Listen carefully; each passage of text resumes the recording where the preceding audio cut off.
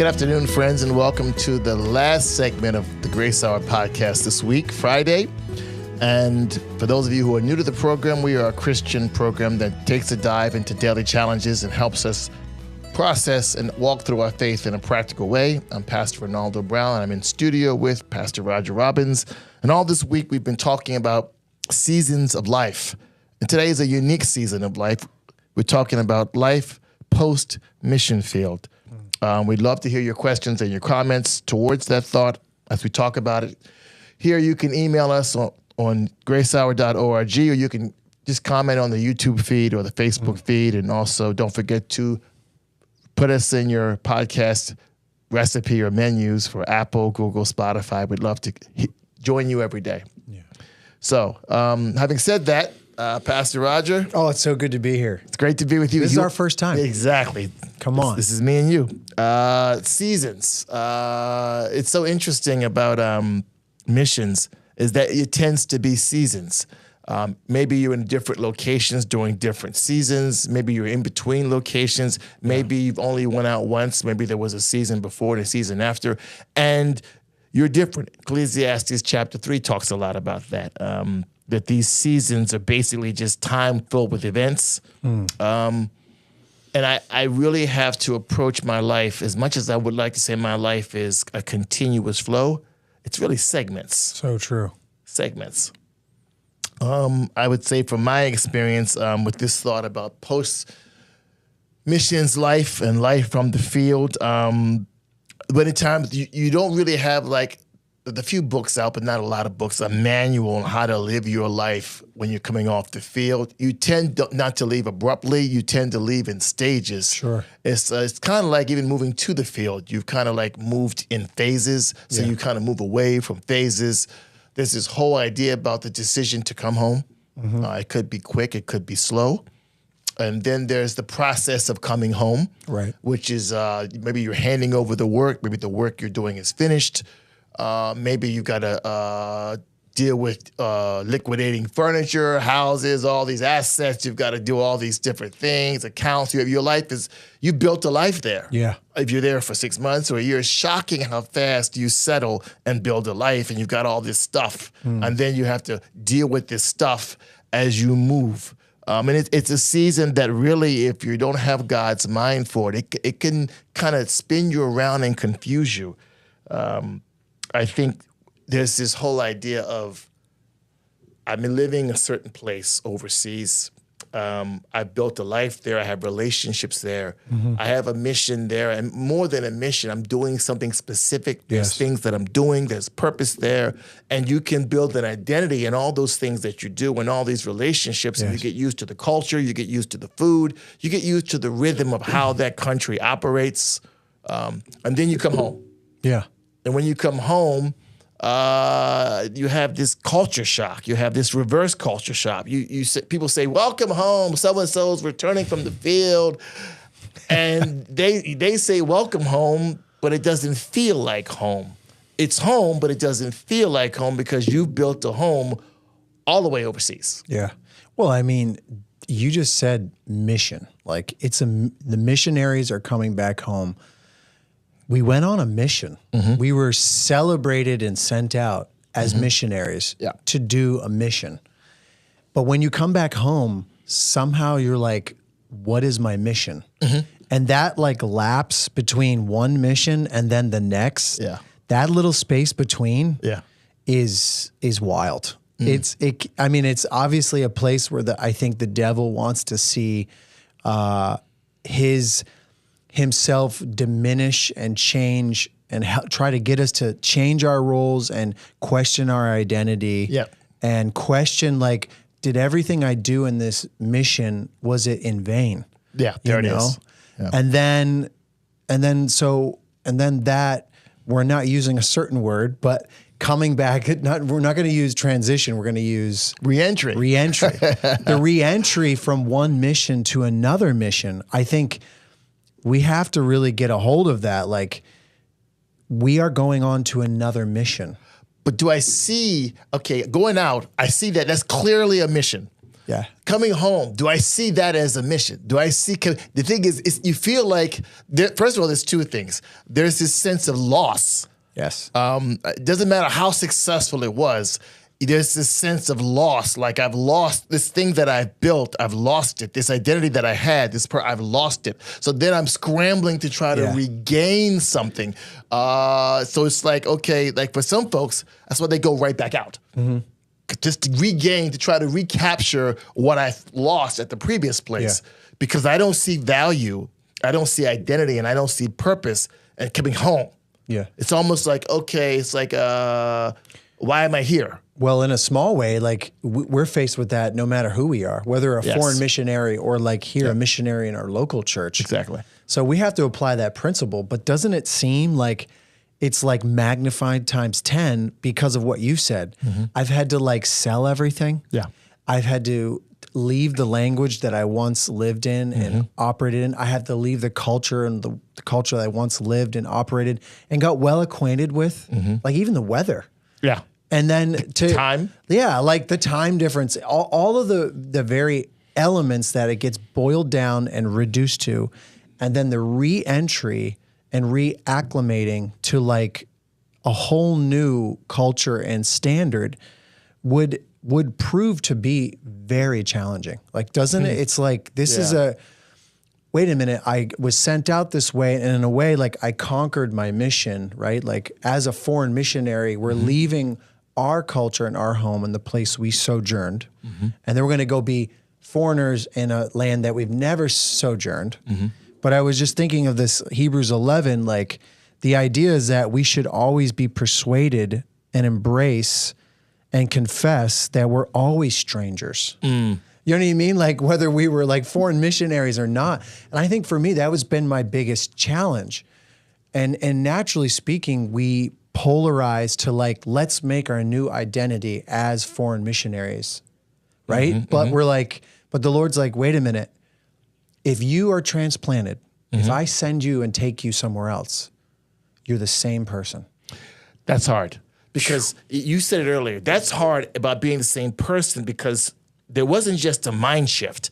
There was a clothes shift. Yeah, like a geography shift. So you were using tongue shift. You were using different languages, well, not me, but different money. Yeah. I mean, everything with different timetable. Oh my God. So Different you spices. You left all of that. And I like what you said earlier. We have a bad memory. We forget how it was when we first landed in our foreign country. It's interesting, when you're leaving the mission field, you only think about the way you were sent out. You don't really focus on the roughness of when you landed in that country. Who plans that? Yeah, so you're like, you come out, you leave your home church like a rock star. He's going out, it's so amazing, the family, party food, Then you land there and you're like, you're this refugee. You're like, who are you? Why are you in my country? Why are you here? You know no one, you have no friends, you have nothing. And but here's what's interesting, but you understand why you're there. Yes. So you can walk. You have the mission. But watch this. But when you come back home, once again, you leave your home place like, he's leaving. It's so sad. It's such amazing. You leave there like, you're like, oh, it's so great. You were great. You're great. But then when you land back in your home place, once again, there's that thing again. But the difference is this: when you come back and you get that same response of, no, what's there?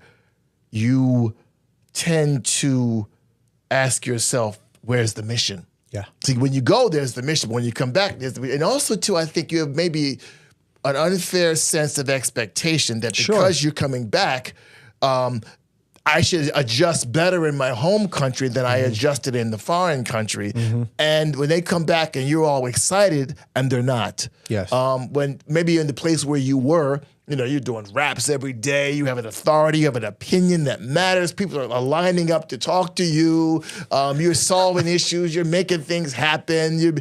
All this is happening. You're an agent of change. All this stuff happens. And then you come back and you just join the body. Yeah. And you come back rather quietly. Yeah. There's no like, okay, there's a throne for you to sit on in the corner of the stage as a returning missionary. No, you can take your place in the body. It's okay. So when you have this elevated sense of authority and significance, when you come home and you don't get that, there's kind of like this dissonance that you have based on where you were. Yeah. Like, okay, like am I not as important here as I was there? I mean, maybe you were teaching Bible school over there, and now here you're a greeter at Walmart. All of a sudden, things have changed. Yeah. So it can be rough. And also, too, I think your mindset, when you go out, you have all this optimism. Mm-hmm. But let me ask you a lot of hope. When you come back, there's so much judgment on how you left, and there's so much judgment on the mission. You can be very critical. Mm-hmm. I can find you. I know when I came back, I remember thinking like, okay, I kept thinking about what I didn't get accomplished. Mm-hmm. I kept thinking about what didn't get done. Mm. I kept thinking about things didn't work the way I wanted them to work. And in many cases, people come home for a variety of reasons. It could be illness, could be failure, could be anything. So when you come home and you're flying on those planes, you got the luggage, and you get this sense like maybe it was a failed mission.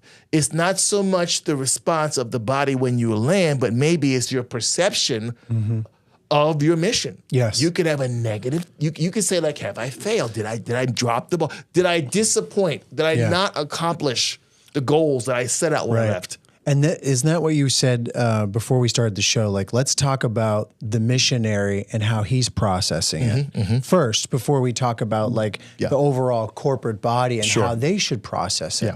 Yeah. And what we're saying is, be careful. We're actually like, this is a warning based upon reflection. Sure. Our own personal reflection that there's a couple pitfalls here. Okay. And one of them you said is dissidence. Yeah. Right? Because what you're describing is actually a place of intimacy. Mm-hmm. Like there was, the way in our ministry we do it, we send out a team, right? Mm-hmm. And it's like this tight-knit group. Mm-hmm. And then it's like a little tiny baby church that is very, hopefully, and can be and is trained, well-trained, and ready to operate and express their gifts to a foreign field. Mm-hmm. And through that ministry, it's literally drawing people to itself. And that little baby church, that little local church starts to grow. Yep. And then hopefully become indigenous, right? Now, when we take ourselves out of that amazing structure, that little embryo of just all the things you described, all the awesomeness, I just think of it as very intimate, like really like having discipled, having counseled, having loved, having cried with, having laughed with, having seen someone get married, have their children, maybe even pass away, right? Yeah. All of those things. Now you're coming out of that and going back into a new local church.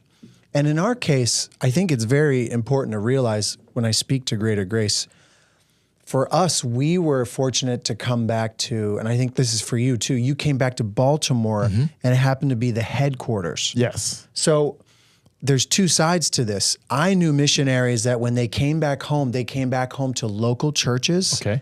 That were okay when they left, thriving. Sure. But when they came back, they weren't thriving. Yeah. So that was hard for them to re-entry back into a church that wasn't necessarily healthy and had the embryo, the cocoon, so to speak, of surrounding them with love and support. Here in Baltimore, we have been fortunate. Like Liz and I, we say like all the time, like, wow, our kids got to go to a Christian school right away. Yep. They went to a Turkish school. We lived in Turkey, so it was like, they're learning about, Muslim figures of religion and government. You know what I mean? And I'm teaching them the prophets in this book, And so the war begins. Yeah. So to come back to that was so incredible. To come back to a mom's Bible study, to come back to sitting in church 3 times a week, and actually. That was so special. Liz and I, we're like, wow, we're so blessed. We're realizing now that we're just being received. But that's not always the case. Yeah, in many cases, there's a variety of, first of all, why you came back, a lot of the body doesn't know. So when you come back, you get questions that you're not prepared for. I think also, too, you come back, like you said, to an unhealthy church. Or you come back to, and this is the challenge. You come back and maybe the church that you come back to doesn't function the way your church did. Maybe you were more efficient in a specific ministry, a specific area. Yeah. Case in point, we go soul winning 7 days a week. Oh, okay, great. Well, you can do that here, but there isn't a program every day of the week for that. So there's a comparison and even a judgment. Like, oh, we did this over here, and how come you guys don't do that? That's a huge shift. Yeah, so, and maybe you don't judge it, but you get confused you start playing the comparison game. You can get lost. Sometimes what you have is this deep disconnect, and it's not just in your home church. And I don't want to just make this about coming home from the field. It's just about your church. Also, too, your family. Everything has changed. Number one, you have changed. You're not who you were when you left. Number two, the country of America is not what it was when you left. Yeah, you've gone through a couple presidents. Yes, at least. And also, hopefully, you've got maybe your health has changed. Maybe your family itself has changed. The dynamics of how your family works, they're all older. They're all different. Maybe married kids, whatever, they're different. Also, this changes the culture of your country has changed. Food has even changed. Your home church has changed. So you come back disoriented, confused, disconnected, and everything around you, all the things you would touch for security have changed. So that can make you feel a little bit lonely, a little bit abandoned, uneasy, definitely insecure. 100%. You can be disillusioned because you've got this idea when you're overseas that your name is being mentioned every day. I mean, it's like you're like, oh yeah, don't forget so and so. This is so great, and then they come home and you're like, oh, hi. Like I remember one time I came to visit, and I remember being introduced in Baltimore. Okay, I'm being introduced. I'm like, oh, I've been away. There's so many new people in the church. You have to literally introduce to your home church. And here is so and so. He's our missionary and so and so. They don't know me. They sent me out and they don't know me. And they didn't. And the entire right wing is like, I don't know anyone in that section. Or you have these conversations. Here's the classic conversation. Well, the Jackson family, I don't know them. Well, Tom's been here forever. I don't know Tom. How about Lucy? Look, I don't know them. I haven't lived here. So you're sitting there, these social awkwardness that happens in ministry when you come back where you're being, okay, you go to an event or whatever, and you're not necessarily not included, but at the same time, they're not trying to not involve you, but there's a situation that happens that everyone in the group knows about it. It's like the first day of school. That's the thing. I would liken it to the first day of school. You're kind of sitting there. You don't find yourself participating, but you find yourself kind of like observing a lot, like sitting back going, oh, okay. Oh, this is now this room. It's like imagine you left your house this morning and came back and all the rooms were in different rooms. So you don't know, you can't make your way around. You don't know where things go. People are there, they're different. It's challenging. So you can get lost, confused. You may also feel like, because America's fast. We're quick and we're fast and we're scheduled. So if you don't know the rhythm and the rhyme and the schedule, I'm supposed to be where? Oh, I've got to go over here. Oh, I don't know what that did. So you're running around trying to figure that out. So everywhere you go, there's this fast-paced, schedule-oriented, and you don't feel like you. So and you have this nagging question that hits you as you're coming back. You're like, so now what? Yeah.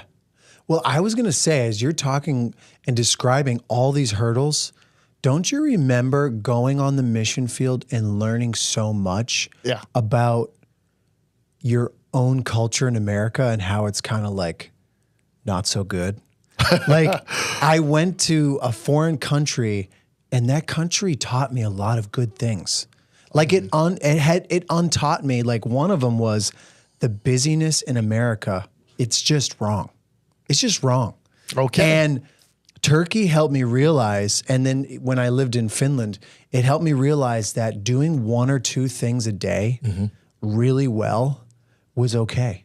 Like I needed, and so when I came back to America, I wanted to, like, the drum of America was beating. And I was like, go. Let's go. And then I was like, no, wait a minute. What did you learn, Roger? Like, just apply the things, and I just speak to missionaries, like, apply the things you learned on the mission field. I feel like, to me, there are some valuable lessons about, like, listening. Like, the things that I went through in order to learn to listen to people on the mission field. Like, coming back to America, I am like, again, I jumping to conclusions, going too fast, interjecting, and I go, wait a minute, I learned this. let's process this.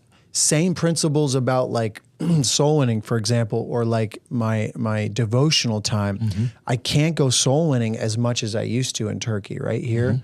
So how can I apply that again into my reentry here? Like, it's not that we have to like chalk them up for a, like put them on the shelf, so to speak. I only do this when I'm a foreign missionary. There it is. Right? Like, you can't just put these things on the shelf. There's the identity. I'm going to do one or two things. Number one, I'm going to try to recreate that identity here by doing what I did there. And you may not be able to do what you do there and do it the way you did it. Yes. Number two, I'm going to also judge here for not being there. I can't believe it. And neither one of them are profitable. Right. But I like what you said. When you think about seasons, and that's the theme for this week, about seasons of life, there are some things that are for that season. But then there are some things that are principles for life that transcend seasons. And who you are is not about the season in which you're passing through, but who you are is about the things that transcend the season. And that's the things I have to grab onto as I'm transitioning, I'm segueing from one season to the other. And that's a beautiful word. Ooh. We struggle with the segues. How about this? I was just thinking, you're saying seasons, right? When we were selling all our stuff, I remember that. Okay. God. That is like such a season, just selling stuff. Yeah. But then coming back to America and then buying stuff. Okay. I think we think of seasons as like countries we're in. Yeah. But really, like, now that I've been back for like a little over a year. I've been in a season not for a little over a year. It's been like 6 months prior in Turkey where like I was selling. And then I'm like making a new home here in America. So like at first, when I first came back to America, I was like, season over, season began. You know what I mean? And like what a pitfall that was. It was like, no. Pump the brakes. You're still in the season, Roger. Like relax, just sit and receive. Come Wednesday night, you don't have to prepare the message. You have a devotional in your heart, but just receive. You know what I mean? And it wasn't like this, put the passport away, right? Stop using the language. I remember I had my Turkish Bible and I just put it away and I was like, I'm never going to use that again. Suitcase in like, the attic. Season's over. And it was like, my wife was like, get it together. Like, we're still in this. Let's go, Embrace the season of moving, of quietness, of change. Yeah. And don't try to force the next season. That's a good point. Letting God lead me through the process, spiritual segue, letting God segue me out of something into something. Yeah, like, am I turning the page or is he? That's a beautiful conversation right there. Because if here's what happens, and this is two thoughts that you can have. The first thought you can have is an entitlement mentality. Is because of my faithful service, God owes me something, or the ministry owes me something. And then when I don't get it, I'm not only disappointed, I'm bitter. And then the second one is this control factor that, okay, I'm now re-entering my country. I need to be in control. But I like what you said. I can slow it down and say, okay, God, I don't have to control this re-entry. I can fellowship with you. I'm not trying to be hyper spiritual. There are some practical needs that you have economically, geographically. There's certain things you can exercise wisdom and still be spirit led. It's not throw one out with the other. Yes. So okay, God, I'm not gonna be quick. I love that thought. And let's chunk this out. Okay, let's speak about it like I'm the missionary and I'm transitioning out. Number one, like what you just said, is I want to slow it down mentally. I gotta get my mind around God, and I've got to, like we said the other night in church, I've got to come to the door, which is Jesus Christ, and let him lead me to the open doors. And if the door is leading me, he will lead me to the right open door at the right time. You may find yourself, just like when you went on the mission field, you may limp along. I mean, when you went on the mission field, what are we going to do with our kids? We didn't figure that out for 6 months or a year. How are we going to figure out where to live? We took a year to figure that out. Okay, when I come back, it's going to be the same thing. That's it. I'm going to give myself Why would time. that not same rule be applicable to the return? But a lot of it is, here it is, maybe it's the unreasonable expectation that because I was sent out, they should be better to receive me. Right. You assume that. Wouldn't this be like this is so like geared for, at least for me, a man. Like this is a way a man saying like, I'm so thankful for our wives, because they like kind of like zoom out a little bit and be like, no. Yeah. Relax. Don't you remember? Because all those very difficult experiences of getting to the mission field and having conquered, like I got my residency permit. Yes. You Place know, to live, place to meet. Here we're like trying to get our electrical bill settled, but we're like literally having a mental like breakdown about it. And we can't just see that like, hey, getting your residency permit in another country and getting your electrical bill set up here on your reentry are just as noble. You know what I mean? Like they're just as okay. Yeah. But I don't equate that. Wait. You know what I mean? You don't write newsletters about getting your electricity bill set, but you do write. Team members? Team members? Who's writing the story? We've got the residency. I just got a newsletter from Pastor Renaldo. He just got signed up for BG&E. Yeah, it doesn't have the same vibe to it. Yes, it doesn't. But you're right. It is the same. So I think I like what you said. Slow it down. A lot of prayer. Taking it. I see a lot of prayer. I know for me that helped. Another thing that helped me was avoiding major life decisions. You're not in a good, as much as you'd like to think you are, you're not in a good place when you're segueing from one thing to the other. You're just not in a good place. So you're not really in, and sometimes this is what happens. People will come to you and give you suggestions and advice, and it's not wrong and it's not bad, but you're not prepared to receive that. Yeah. They walk in your life and they kind of, Home Depot is what I call it. They kind of walk in and just fix it. Say, okay, this is what you got to do. You go down here, you do this, you go hit this, and they're giving you instructions. And meanwhile, you're still jet lagged from 3 days of flying. Your stomach's still funny. You don't know where this situation is. You're not sure where you're sleeping at this next week. You got a place to stay for a month. Okay, you have got $3 in your pocket. I remember when I came home one time, I came home with like $50 in my pocket. I'm going, I got a daughter and I got a wife and a daughter and a $50 bill in my pocket, and that's what I got. Wow. And I gotta think this through. Like, okay, God, I gotta really think this through in a practical way. You want to be responsible, but be careful. Don't jump in a new response. Oh, you could just take over this Bible school. One thing I've told a lot of guys coming home is like, don't volunteer for anything. Yeah, like learn to say no a good bit. I said, come in, it's okay. Get in the body, sit. Be a member again. Join the family again. You don't need to be like, he's taking over this Bible study starting next. No. It's okay. He's the new teacher. Okay, maybe. But I'm just saying, don't jump into ministry and take on responsibility when you're not settled. Don't serve from an unsettled place. Don't do it. Because Pastor Belly told me that. There it is. He was like, doesn't he have like a rule when you first get to a new country, like X amount of the first year or 6 months is just solving your practical needs? Yep. I think that is the mission. And I was just like, what did you just say? Because he's like, sure, you can do your evangelism, you can build in your schedules, but like when we were going to like plant a church from nothing, I was like, we're gonna plant a church. He's like, no, you're not. You're gonna plant your family. You're gonna plant you. You're gonna plant you. And I'm like, right. And I remember just heeding and applying that over and over. I had seen it when I was in Istanbul with Pastor Monty, but then it was like, okay, now it's like time to apply that.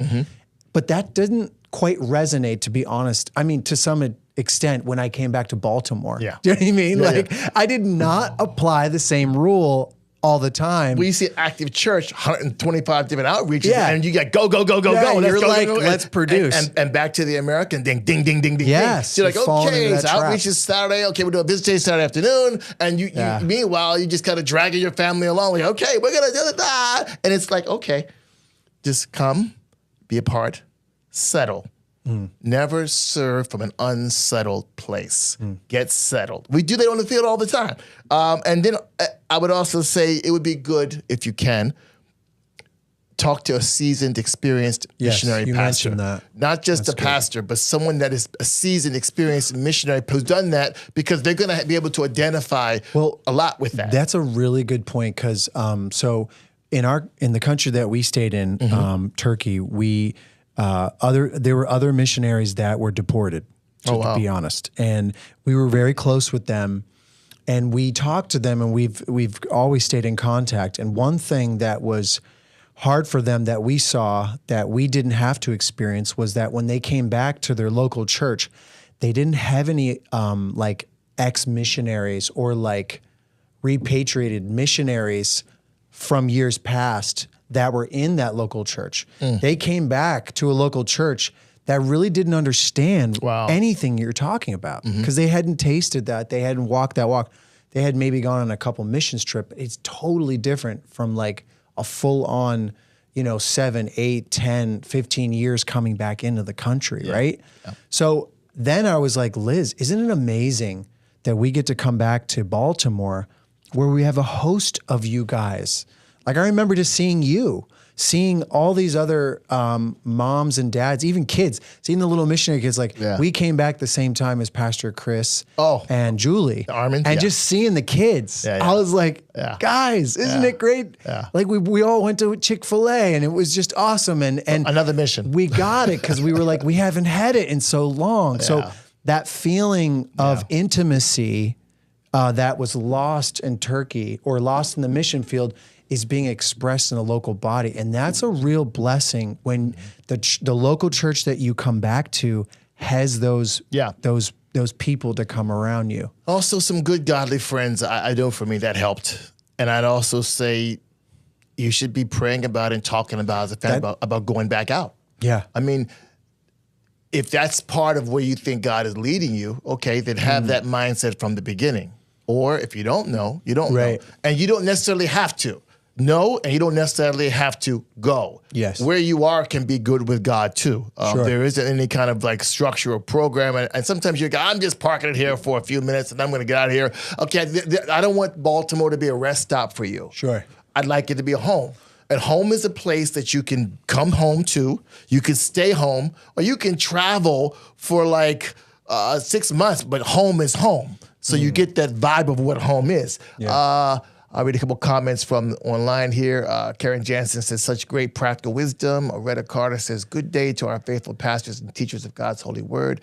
Andy Valitis, greetings from Lithuania. Love you guys. Klaipeda. Elizabeth says, great point. Be responsible. Take time to get settled first and let God do his work in his time so that we become settled. I'm thinking we need to be settled so we can better listen. It's true. You know, Elizabeth, you can get too fast for God. Like, case in point, you got to sometimes, even the Bible, you got to slow it down. Isaiah, the first 6 chapters of Isaiah are 40 years of Jewish history. You got to slow it down. The Bible, your walk, even your prayer life. I would rather be slow and not say everything I want to say than be fast. That's everything the I want to say. pitfall, though, isn't it? We come back to America and we're like, we need to match this. Like, the internet's faster. Like, ATMs are faster. Like, these cars are faster. DMV is not faster. No, it's not. Just want to put that out there. But like, I mean, compared to the countries we were in, that's true. So much faster. So we're like, let's pick up the pace, and that's the pitfall you're saying. Because here's the thing: because you want to fit in. Because you feel like, okay, if this is naturally, it's the same thing with when you get to the foreign field. Okay, you're fast and they're ridiculously slow. Like you wait in line all day for sugar that's not there, and you come back the next day. Okay, so you got to slow down. It's like it's your speed. But isn't that the point though? Is like, Raj, Pastor Renaldo, what you learned on the mission field, apply it. And this is how I've been thinking about it lately, is that since I've come back, the things that I have come into that God's brought in my way, it is my mission field. Beautiful. I'm taking the same principles I learned on the foreign field, and I'm saying, I'm going to continue to apply them here. I have to. I got to fight for that. Yes. You know what I mean? Like I have to fight for the modes in which enriched my life, right? Because when we go on the mission field, one of the best kept secrets is the fact that you are very much the mission field. Yeah. You know what I mean? Like, yes, we are being affected, but it is through the work of the Holy Spirit in my life. What's to say that's ever going to change when I move back? And that's the key. It's like, and only God can do that. He's got to show you some things that have intrinsically changed you as an individual. When we said earlier that you've changed, you have. Yeah. I can recall things like timeliness, discipline in the word, different things that I picked up on the field that when I came back, I didn't have what I left and I got, and then that transported to here. Yes. So wherever I was going to go next, that would go with me. I remember Pastor Billy talking about shifting when he moved from Springfield to Baltimore, the first thing he was thinking about was, where am I going to study? It was like something happened there that when he came here, I need to be about that as well. There are some spiritual truths that stick to me, and when I don't know and I get confused about purpose, run to the things that don't change. Run to the things that have been convictions in your life, you know? And I want to also think about this too, and how can I help someone who is going through this specific seasonal change? Let's talk about that for a second. Like, for instance, okay, as a church, and I think churches struggle with this, if I can be honest. Many churches, our church does a great job, but we could be all of us could grow. Yeah. But many, like you said, many churches don't have the experience or the resources, and I want to be honest, even the awareness of what someone's going through when they come back. So as a church, what could we say about ways and means to help missionaries that are re-entering back into America? Well, we were saying before the program, Okay. like how amazing it was when we were sent out, Yeah. right? And Rah, rah. everyone like cheering and with you, and I've got your prayer card on my fridge. It's your birthday. Right? But now I'm going to take your prayer card off the fridge. No, they're not doing that. Whoa. Never leaving the refrigerator. Yes, you're always there. There's Kool-Aid stains on it. It's okay. It's gonna stay there. But as you look at that face and you see the background and you see that country's flag and you see that family, think about them now here in America. Like, can we understand that the same energy in which they had to go and be slingshot out, like the things they had to sell and leave behind and change and just say goodbye to, they just had to do it again. That's a good thought. Because, you know, like I remember seeing missionaries go and just being blown away by the fact that they gave up their job. Yep. They sold everything in their house. Yep. They, like when we first went to Turkey, we invited all the Bible college students to our house and we were like, take whatever you want. And I remember Matt Roberish was like, anything? I was like, we've sold everything that we can. Nothing else is sellable. Take it. These are great folks. I'm sure they stripped it bare. They did. And they did a great job. They were like, even the freezer, I'm like, take whatever's in the freezer. Door frames, locks, windows. But I was like, it was very emotional. Yeah. It was very like, wow, like everything that I have is gone and I'm giving it up to go. And we were all like thinking about how like that is part of the missionary, is that he is moving and going. But we forget so easily that the same thing has just happened to the missionary returning. They just had to do that again. Yeah. And for maybe the children of that family, like I'll be honest with you, and this is not staged. I just got into this program today. I'm filling in. My son was crying last night about missing Turkey. Wow. And he goes through like every couple months, like episodes where he's like, I just miss Turkey so much. Cause that's all from 6 months to 8 years old. It's all he's ever known. Yeah. And so I'm like, even for me, I'm becoming aware, like I have to be more sensitive to my son. Like, hey son, just push through it and just get through life here in America and go. Yeah. And he's like, what, you know, like he's processing. Even for me as a parent of a returning missionary, I'm realizing now, like, wow, let's think about all the things he gave up. He gave up his room. You know, like it meant a lot to him, that room, you know. And how old's your son? He's going to be 9. Oh, definitely. At 9 years old, your own room is a big thing. You know what I mean? Like, and I was like, it seems small, but then let's magnify that to the husband and wife or to the returning young missionary that came back from South America. What have they just given up? So as church members, let's try to fill in those gaps. You know what I mean? Let's come around them and be that friend, introduce that level of like, for example, I think intimacy is one of them. Like you were saying, like you went to a party with your wife and you were like, Charity, after being there and like all the like stories being passed around that you knew nothing about and all the like funny laughs and the jokes, and none of them were hitting home because none of you guys have been around that long. You looked at Charity and you were like, we're never doing this again. But like, how about the person in that room comes up to you guys, sits with you, you know what I mean? And I think recognizes that's that. a big step. That's a good point. I just like there's all the jokes you're like and ha ha ha and you don't even know the joke. Whatever. There's a social awkwardness. I think we are more sensitive as a local assembly, the church, when someone has a funeral.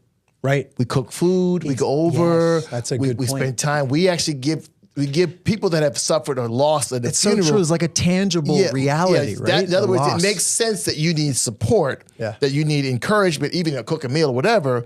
But coming from the mission field, oh, you're fine. Yeah. It's an afterthought, and for many people, it's not.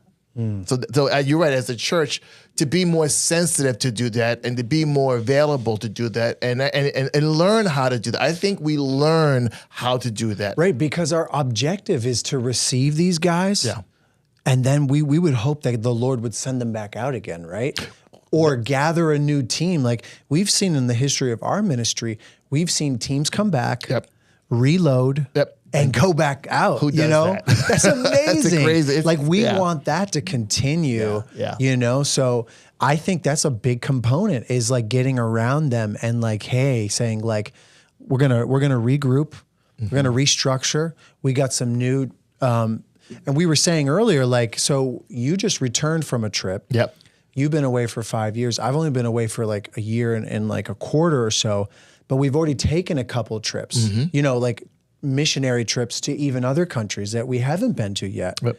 And now it's like, okay, the missionaries that moved back are starting to settle in. They're also regrouping and making like new teams. Yes. Focusing on different places per God's leading, per church's leading.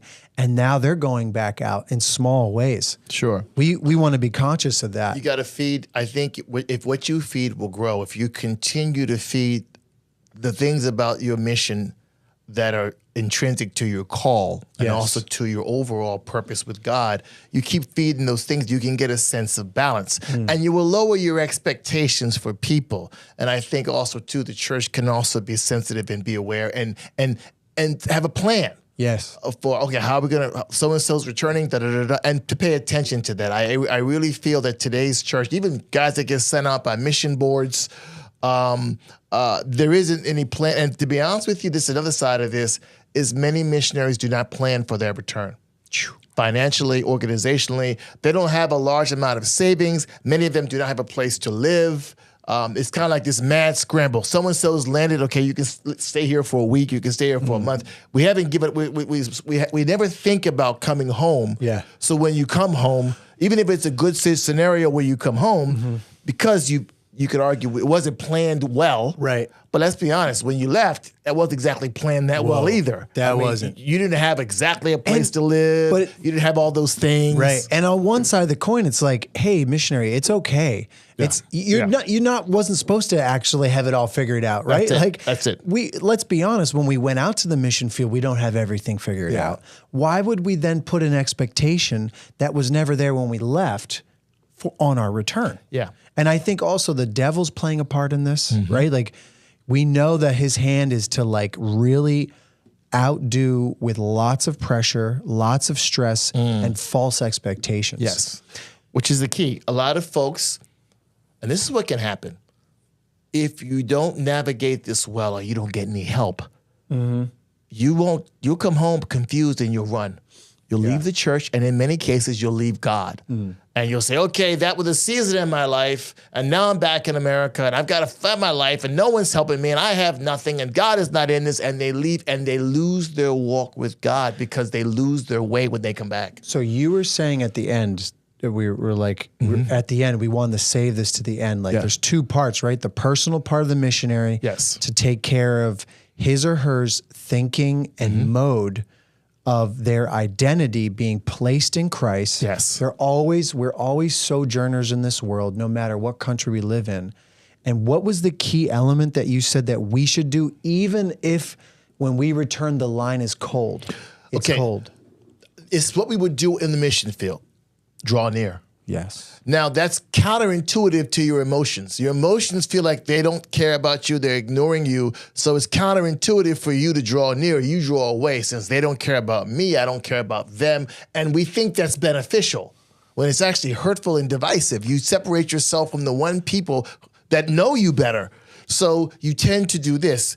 You don't find a reason to draw near, but why am I drawing near? Am I drawing near because they're drawing near to me? Or am I drawing near because this is where I belong? It's like, why do you go to family reunions? Okay, because this is my family. It's not because they really reached out to me and really said, "Beck, would you please come? We really need you." No, you draw near and you meet Uncle Festus over there who you don't know very well, but he's in your family. The drawing, as Hebrews 10:22, if I sit back and wait for people to draw near to me in any aspect of my life, in the mission where I came from, there would be no church. Yes. Like when you landed in that foreign country, you drew near to people. You didn't wait for folks to draw near to you. Even when they didn't. And you went again and again. Yes. So they didn't welcome you. So you have to apply that same principle on your return. And that's tough. Because it goes back to what you said earlier. We have these unreasonable expectations that when it's so funny, I came home like a star. So if I left like a star, I should come back like a star. Yes. I should speak all the time. The pastor's got to greet me every day. He's, "Hey, how you doing?" There's got to be all this attention, because I was amazing over there. I'm obviously amazing here. So and if I'm not getting that, again, there's this dissonance, and I start to feel the distance, and I just don't draw near. And the most dangerous thing you can do when you come home as a missionary is not to draw near. Yeah. Well, it's dangerous to your walk with God. It's dangerous to your call, because if God has something else for you, why would he draw you away from the church to tell you? Right. Why would he do that? You know what? Okay, don't go to your home church, and I'm going to give you some new wisdom. Yeah. How is that the Bible? How is that but it's, again, when you're hurt, when you're suffering, when you're confused, and maybe a little bit bitter, and maybe possibly judgmental. And I'd like to say this, because I experienced that, like, even not this convention, but the last convention. I was like watching all the missionaries go across the stage, and I was like, it's not me right now. You know what I mean? Like, in my mind, like, what an attack it was. And you know what I thought? I said, I'm here in Baltimore. I'm going to church plant in this church. I'm going to disciple in this church. Like, I'm going to be a missionary in this church. And I just said, Raj, find the missionary, the same person you've always been and been called to be, each one of us, a sojourner and a son of God. Wow. Find it in this church. That's good. So draw near. And it really helped me. I was like, okay, I'm going to church plant in this church. And this is what it looked like, greeting at the door. You know what I mean? Like, it was like little things. Like, it's not give romantic. Me a little task. It wasn't like this far-fetched thing. It was like, let's just do some things. Let's get involved in little ways where I was exercising the same gifts of like what we were doing on the mission field, and I was applying them to my return. One of them was just sitting with the local body members and listening, talking to them. The fellowship that happens after church. Yes. How about this? The worshiping. I didn't have to actually lead worship. Raj received the worship. That's good. You know what I mean? That's so good. I had to just change my mind. And then in the same way I go, but I don't have to change. I can change my mind and maybe my attitude, but I'm not changing my my roles and my responsibilities. Let's go back to what you just said. That's good. We'll end the program on that. First of all, I've got to change my mind. The reason why my attitude is poor is because my thinking is poor. I've got to change my mind with God's mind, first about three things. First about God, second about me, and then second about his will. Yeah. Then number two, that's going to change my attitude. And when I've got God's attitude, I have a motivation that God can actually make me grateful. God can actually direct me. I'm no longer trying to be the hand in my life. I can be the instrument that the hand of God moves. So that's a great place to be. And those things you said didn't just happen overnight. It was a process. It might be difficult. It might be hard. But again, we used this program today was about post-mission field seasons. And maybe we could take the word post off of there, because it kind of gives this idea like we're cutting something off, when actually maybe we're just continuous. It's more like second, and we'll close with this verse, 2 Timothy 3:14. Continue in the things you have learned for two reasons. Number one, you're understanding what you learned and who taught you. Yes. Thank you so much. This has been the Grace Hour today. It's been great to be with you. You can join us on Sundays here at 6025 Moravia Park Drive for services at 9, 11, and 6:30, and also Wednesdays at 7. Come join us. Come be a missionary here. We'd love to have you and be with you. God bless you, and we'll see you next time. Amen.